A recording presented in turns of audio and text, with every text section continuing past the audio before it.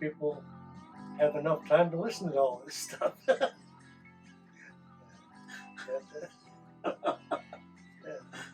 You're worth listening to. I want them to hopefully understand where I'm coming from. That's my biggest thing in life is trying to have people to understand what I've tried to do with my life. Just live it. Well, genre is country, bluegrass, and that's about it. I mean, yeah. Maybe some soft rock. Okay. Yeah. You're ready to. Yeah. If I can remember that. Well, let's see. My first, Karl Alfred Hillquist is my given name. And what's your favorite color? Food and color is blue. Food I really don't have a preference for. I like most of it. Italian, Japanese, and whatever. Chinese, whatever. I'm gonna deviate real quick. If you had a choice of one meal that you had to eat for the rest of your life, what would that meal be? Oh my God, that's a tough one. That is a tough one. Probably ham. I like ham. Yeah. But I really don't have a favorite. Clothes. I'm not a clothes fanatic. I wear whatever fits me or looks good. I don't have a choice on that stuff. I don't like suits. I don't wear them unless I have to, funerals and special occasions, but not very often. Movies, I kind of like westerns and probably war movies. Favorite movies? Well, I like the movie that Humphrey Bogart had out called Sahara. I haven't seen that. Yeah, it's a World War II movie taken in the northern Africa. It's kind of an interesting movie. Interesting. Yeah. Well, you can see them on the library in here. Yes, quite the library. It's all different books. I don't have any specific favorite, to be honest with you. I did collect all the presidents' books, but that's called a genre. But it's a really neat collection. Yeah. Plant? No. Flower is what the heck do I usually have? Can't remember the name now. I'll remember it later. Sure. I'll come back to it. Come back to me. Let's see, favorite holiday? Well, Christmas, of course. And what I like doing during Christmas is decorating. I love to decorate. I used to love to do that. I used to light the house up. Did the first time coming down here, but as later it goes down, you do less and less every year, It's just the nature of stuff. Right. Putting up lights, I used to like to put up lights, yeah. Are you do you like the big bulb lights or the little ones? lights? I like the little ones, yeah. And the multicolor or solid colors? Or? Multicolored. And it's just right around the corner. Yeah, that's true. A couple of days. Yeah, a couple of days now. Are you hosting this year? Or? No. Just kids are going to come over. I think Sunday this year. Okay. But it looked like it's going to snow, so I might call them and tell them not to come. It all depends on the snowfall. I don't want them to jeopardize themselves. You might have a white Christmas this year. Yeah. They have to travel 60 miles. If it's going to snow, I don't want them to come down. Born and raised in Seattle. Yeah. And what part of Seattle? South Seattle. Probably White Center District area. I think it was down, well, not White Center. Actually, I think it was down by Bethlehem Steel there. I don't know if they still call it Bethlehem Steel Mill. On Spokane Street there and Del Ridge. So that steel mill there? That's West Seattle area, isn't it? Yeah, West Seattle area. Yeah, that's okay. Right. Well, it was on Del Ridge actually, okay. just south of Spokane Street. My mom's from Seattle. My dad is from Norway. He was born in Norway. And he met great grandma in Seattle. Yeah. And how many siblings do you have? Two sisters. Two sisters. Aline and Karl. they were born in Seattle as well. Exactly. Yes. I think that was the Mass family when I lived in White Center. It was Harold and Joe Mass. We hung out together in the 1940s. And I've been friends with them until they both passed away quite a few years ago. But yeah, we were friends for a lot of years and got in a lot of fights together and rock fights and all kinds of stuff. But we stayed friends over the years. This is a little deviation from the questions I shared with you earlier, but what made them? What about them particularly? Do they stand out in your mind? Why them? Well, they lived across the street, and there were only two other guys I could guess relate to. Besides, they had a lot of comic books at that time in the 40s, and so hung up. Comic books was a kind of the tie-in, I think. Would you say they had a good sense of humor and yeah, they did. Open heart, maybe, yeah. And well, they didn't have an open heart, but they had a good sense of humor. Okay. Yeah. They were pretty good people. Remember, my most about was playing kick the can with the same boys. With the same boys, and there's a couple of girls involved, but I don't remember their names. Of course, at that age, who's interested in girls, right? Kick the can. It was kind of hide and seek type thing. You had to go out and flush people out, find out what they were hiding before they rushed back and kicked the can, and they were home free. That's kind of I don't know. It's kind of hard to explain, but it was fun. Sure. Yeah. And the neighborhood itself was gave that sense of ability to explore. Is that? That's true. We had a guy, kid my age, who used to practice magic, and he put on a magic show in his garage for the rest of the kids in the neighborhood. He's about our same age, 8, 9, 10 years old, and he put on a magic show for us in his garage. That's so cool. Isn't it? That's really cool. And this is just for video's sake. This is the White Center neighborhood. Right. It's about 114th and Ambaum. Okay. And Salmon Creek Grocery area. Sure. Okay. You know where that's at? Yeah. That area right there. And you used to play kick the can around there, yeah. Oh, that's amazing. The roads weren't paved then, by the way. There was Chris King, which he's still around. He's a good friend of mine. I used to go up and lift weights with him before I went into service, and that's how I built up my stamina or strength. He had a small gym in his basement, so we used to work out together up there. This was in the 50s. We did this. Chris King. He's still around, yeah. He works he's quite active in West Seattle alumni. So he's still active, I think. And it was the gym that you, or just his camaraderie, or? It was camaraderie, yeah. He's a cool kid. Oh, that's cool. Tall guy. He's about 6'2". I'm about 5'6", something like that. What a pair. Well, a pair, Mutt and Jeff type thing, What do you remember about that neighborhood? Orleans Street? Yeah. Yeah, it was kind of a dead-end street. Hard to get to. Had to go through an alley to get there. And we're up through the stairs down to, what was that, Palmer? Yeah, I went up that way, yeah. But it was kind of a secluded neighborhood, actually.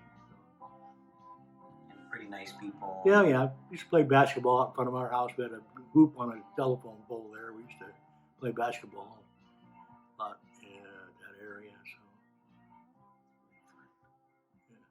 The neighbor kids would come out and join you. Oh, yeah. 3 or 4 kids. You see. Start playing nice, then we get in a fight, that type of thing, Yeah, definitely. Moved up there. And I went over to visit the Mash family. I don't know how I got there. Anyway, they had an old 35 Ford they wanted to sell me. I asked them what they wanted. I was 17 at the time, I think. They wanted $35 for it. I said, okay. So I paid them $35, and I got in the car. First time I ever got in the car and drove. I drove it home.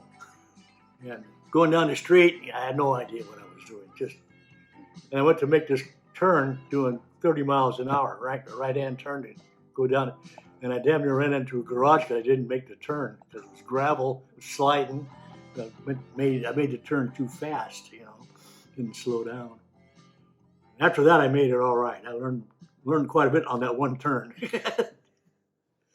But I did make it home to Orleans Street in that 35 Ford. Yeah. That's great. Yeah. So they didn't need a driver's license and Didn't have a driver's license, didn't have anything. No, there's no insurance either. Just dumb kid, Yeah. Your first car. My first car, yeah. That's fun. Yeah. It's a 35 Ford. Yeah. Wow. Thanks for sharing that. That's great. About or not to know about. Yeah. That's a good question, yeah. I got a lot of not to know about, but I don't know. I don't really have an answer for that, to be honest with you. How about you? You mentioned that you've traveled to Japan. Yes, I did. Yeah. How about any experiences in Japan that a lot of people maybe you've never told or something that you... Oh, yeah, I used to go to, I was in Japan. I used to go to a park there on Sundays. We were stationed at Camp Nera in Japan, and I used to walk to the park on Sundays because nothing to do. And every Sunday, this lady would come and bow to the deers, and the deer would bow back to her. Just amazing to watch. Yeah, it was quite a sight to see. And you would go to the same park on Sundays. Yeah, just sit around and meditate. Yeah. By myself, watch the people. It's interesting. Japan was very interesting to me. How docile and nice the people were over there. And this was, about 10 years after the war. So that's why I don't understand the war, but people are people. It's the government that has the problem. Yeah. Well, it may sound kind of weird, but joining the United States Marine Corps was my greatest achievement in my life. It brought about everything that's happened to me since then. It brought this family together. That's where I met my first wife. Was in the Marine Corps. So it was a pretty traumatic change in my life. Actually, the Marine Corps saved my life, to be honest with you. So I have a deep respect and allegiance to it. I don't think that's weird at all. I think that's really honorable. That's when I found out things were much greater than myself and something I could believe in. It did change your life, you said. Absolutely. Could you explain that a little bit more? Well, as a teenager, typical smart-ass teenager, and I started running around the wrong crowd. In fact, after I joined the Marine Corps, one of my buddies got killed robbing a warehouse. So this gives you an example of who I was running around with at the time. And I got out of that. And that's what saved my life. Yes, I did many things, yeah. Do you want to share any of those? Oh, yeah, let's see. Well, I started out, of course, in the infantry. Then I became an expert rifleman, so I became a coach. And then I became a prisoner chaser, which I didn't like. So like deserters? Well, with people, guys that were court-martialed and sent to prison, I had to walk them from the place of where they were convicted to the confinement area, where they were put in prison. I didn't like that job at all, but I was assigned that job. And then I was an MP at Bangor in the Northwest here. Yeah. But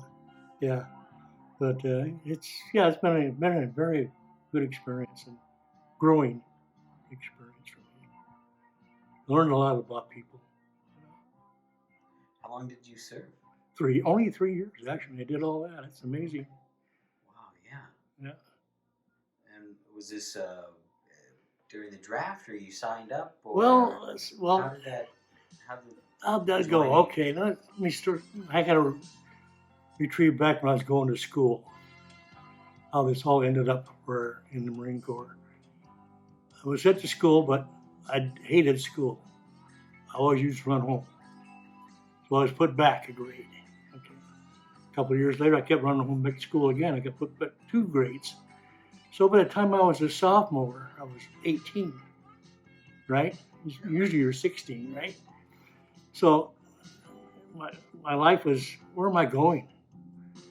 This is, I'm at a dead end. So my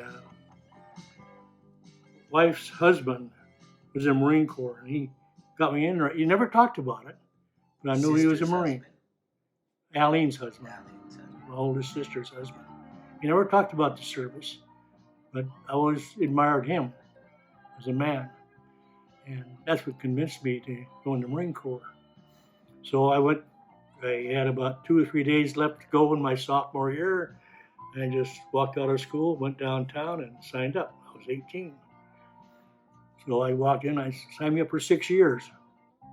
Well, son, this guy tells me, why don't you try 3? If you like it, you can re-enlist. So 3 years later, I want to go back and kiss that guy. 3 years was enough for me. Yeah. Saw enough. Yeah. It was enough. Yeah. But anyway, that's the funny part. I loved it by duty, but it wasn't a career for me. But it taught me a lot. And also, during that time, I was in the Marine Corps in about 56. I joined in 1954. So in 56, they were downgrading the Marine Corps. They were just dumping the Marine Corps. Anybody that had an IQ lower than 80 was dumped. If you didn't have a high school education, they were going to dump you, but they gave you a chance. They take, Hillquist, you could go downstairs and take a test. I don't know what the test was. It was a GED test at the time, which I did not know. But I passed it. Wow. Cold turkey. No kidding. And I was surprised. No prep, nothing. Nothing, yeah. Just go take the test. Yeah. So I figured I wasn't much of a dummy. I knew something, you know. But I didn't know if I knew it was GED, and if I didn't pass it, it'd kick me out. I should have failed, but no, not really. I'm just joking about that. But you got your GED? I got my GED at Marine Corps. Marine Corps got me my education too. That's great. Yeah. So that's why, and also helped me create my family that I have today. You met Tutu Nanny, Grandma Charlotte. Shirley, Yeah. Charlotte. Yeah. She was a blind date in Hawaii.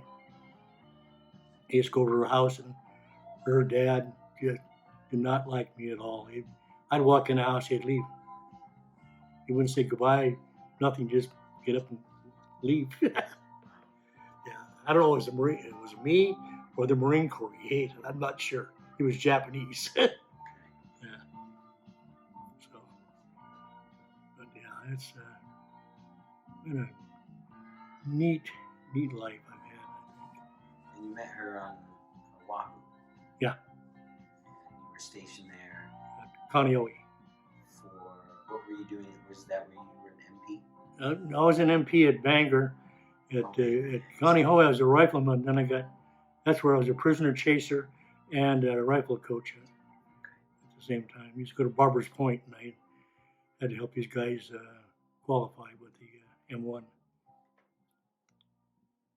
How would you go about coaching someone to qualify? I would watch them shoot, and I'd tell them what they're doing wrong. That's what I would do. Yeah. And how far did they have to shoot then? Well, at that time, it was 100 yards standing, 300 yards sitting, 500 yards prone. Laying down. Yeah. You had to get a certain score with each series of distances from the target. So. Probably went through a lot of ammo. Oh yeah. This is a side question, I'm just curious of the logistics. What safety protocols did they give you when you were around all that firing? Did you have earmuffs or earplugs? Oh no, they didn't have that stuff. They were concerned about None of that. that's for wimps. That was back in the day, man. Yeah. We're men, as they say. As they say. Yeah. Tough as nails. I think my service in the Marine Corps is the basic thing I want people to remember me by. 'Cause it,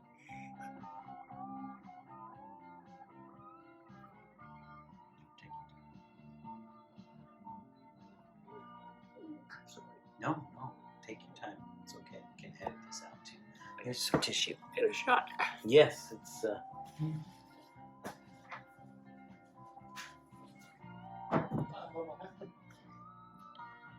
You're doing great.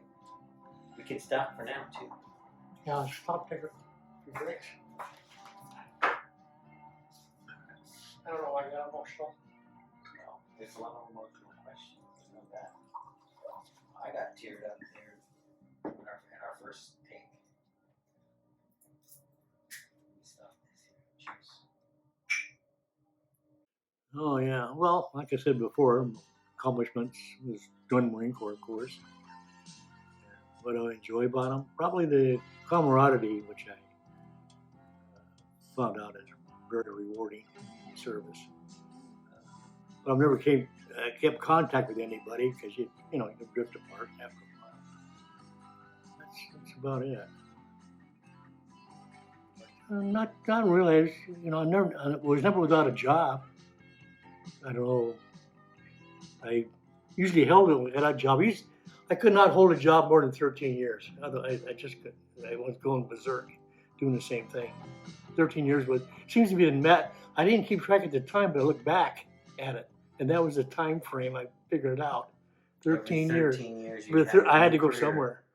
Yeah, I was 13 years as a machinist. I think 13 years. I had 3 years. I had a business going. Yeah, 3 years as a business. That didn't work out. Then I went to work for General Electric for about 13 years, and then they closed up, and then they went to work for the state. This was all GE, and the state was all electronic stuff. That's when I got into electronics. I took a correspondence course after I got out of the Marine Corps with DeVry Technical Institute on electronics. That's how I got started in electronics in about 58, I think I got started in electronics. Yeah. My dad got me a job at a machine shop when I got out. In fact, I worked. Was a machinist. Yeah, he was a machinist. He got me a job as a, sweeper and cleaning up and doing stuff like entry that. Level stuff. Yeah, entry stuff. And start at the bottom, work your way up. And I spent about 13 years at that job. As I graduated, I ended up running machines and making stuff for 707. Used to make the bolts to hold the wings on. It's kind of interesting. Yeah. Used to what they call, you had to magnaflux them. You put them on a machine or in this booth and you pour this liquid over it. Then you hit it with a magnetic field and any cracks in the metal would show up. That's metal for metal fatigue. That was an interesting job. Yeah. You were allowed so many inches of cracks in each bolt before they could reject them. You had to know that. It's all by sight, basically. So, yeah, interesting. That is. And you do the same thing with aluminum, but it's a little different. You use a penetrating oil.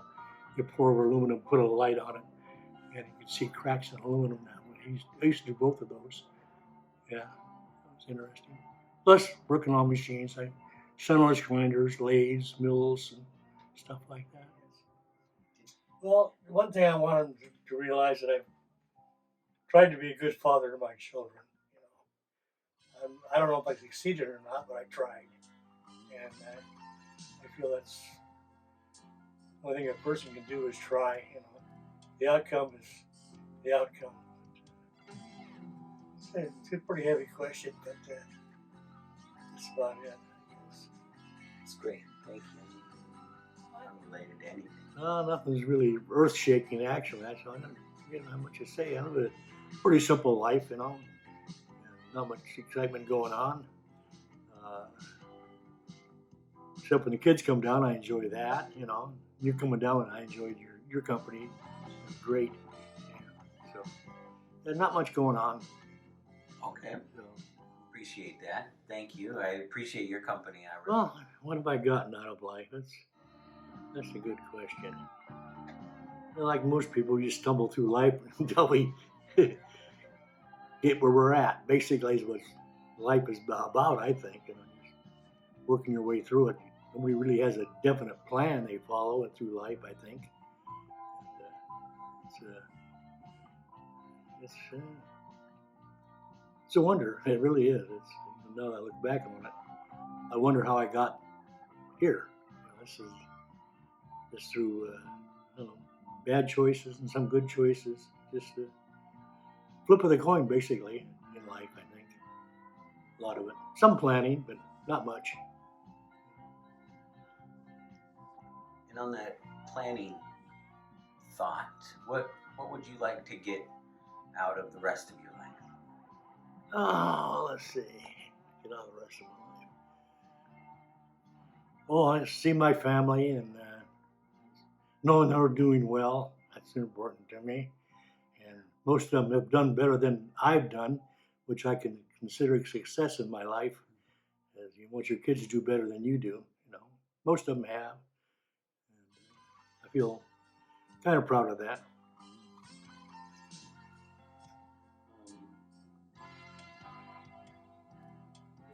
What do I want to get out of life? Oh, wow. What have I got out of life? I've got a lot of happiness, a lot of pain, a lot of sorrow. But in the long run, it's been a good life. If I total it all together, it's been a good life for me. I went through all those emotional things, which probably most people do, It's just a life. It's just life. And what I want to get out of life? Well, I pretty much got out of life what I want. Right now, I just want to see my kids happy.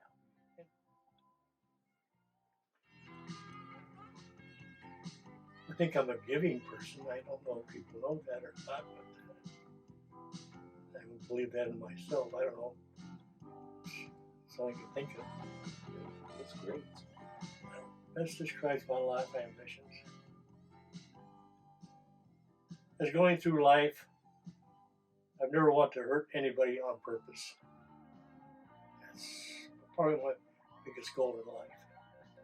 And I pass up a lot of opportunities in life not to do that.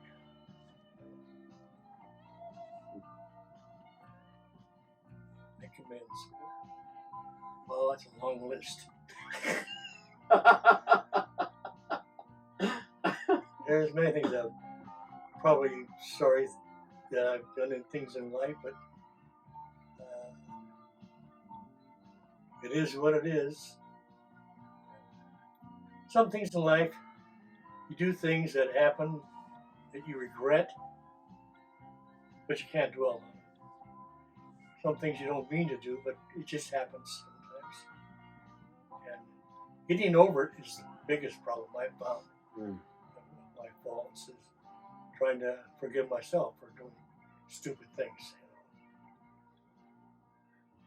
Yeah, that's a difficult part. Letting go. Heavy stuff. Heavy stuff. Heavy stuff. And you said you thought about what your favorite flower was. Yeah, I finally came to dawn last night about 2 in the morning. Wave petunias. My life ambition. Wow. That's right. Wow.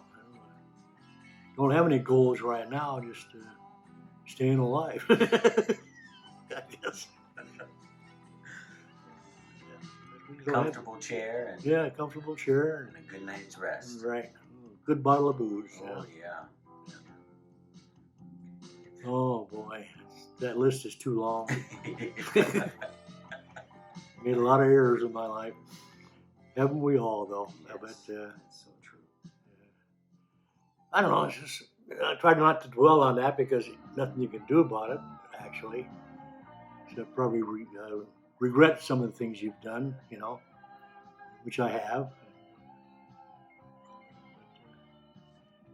As far as regrets go, I do have some, but what can you do? Well, I hope they enjoy it. I tried to be truthful from what I've said, but this was pretty tough. Pretty tough interview, but I enjoy it, though, because I get a lot off my chest. Really, it's relieving to me. Yeah. What advice would you like your family to know 50 years from now? 50 years from now. Advice to my family from 50 years now. Wow.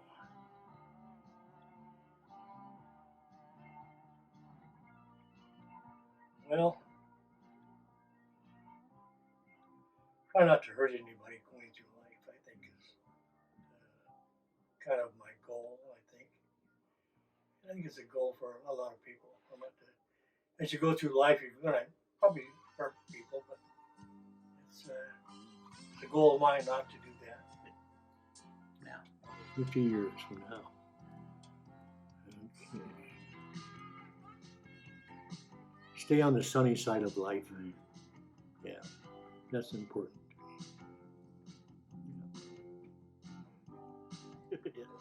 Well, thanks again for doing this, and I think that it will be a nice tribute and great opportunity for the family to hear some of this in a candid way and in a way that will live on for generations. Yeah, wow, that's heavy stuff. Yeah. Love you, Grandpa. Love you too, guy. Thanks for doing this too. I appreciate it. It's my pleasure. Yeah. It's my Bye, honor. folks.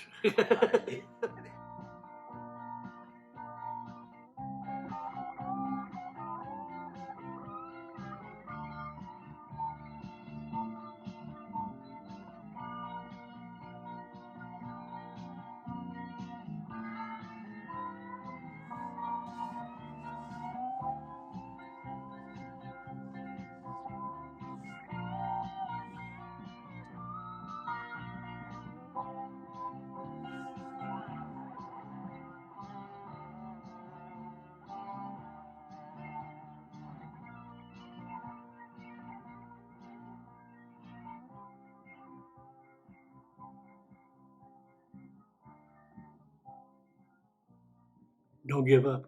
Don't give up. Hey, that's great.